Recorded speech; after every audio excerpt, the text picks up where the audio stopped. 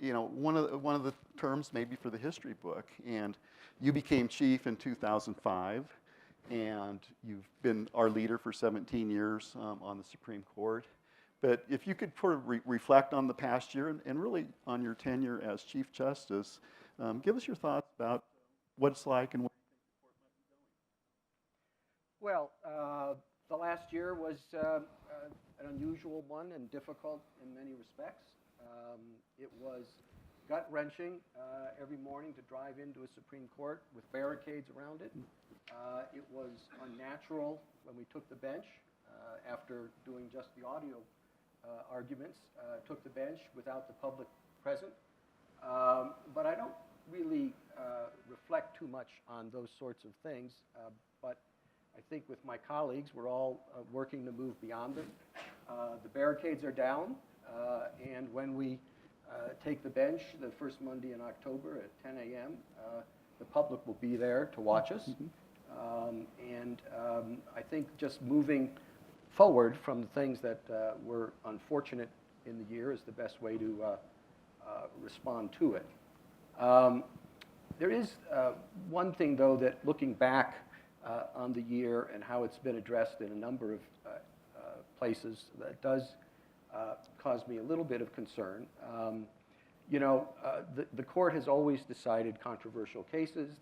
The decisions have always been subject to intense criticism, and that is entirely appropriate.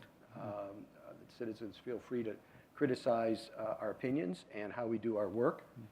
But lately, the criticism is phrased in terms of, you know, because of these opinions, it calls into question the legitimacy of the court. And I think it's a mistake to view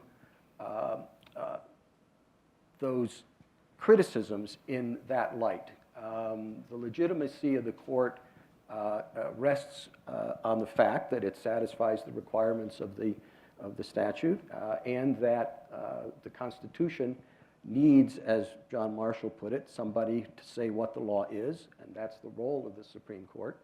And that role doesn't change simply because people disagree with this opinion or that opinion, or disagree with a particular mode of jurisprudence. So obviously people can say what they want,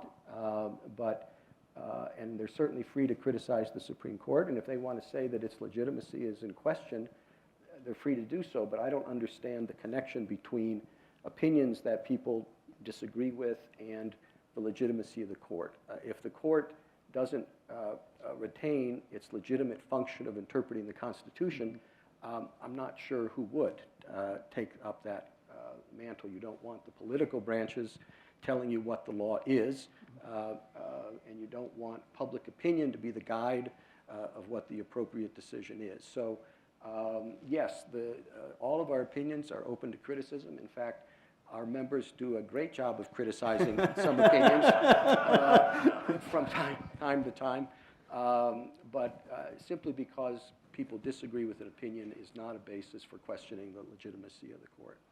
And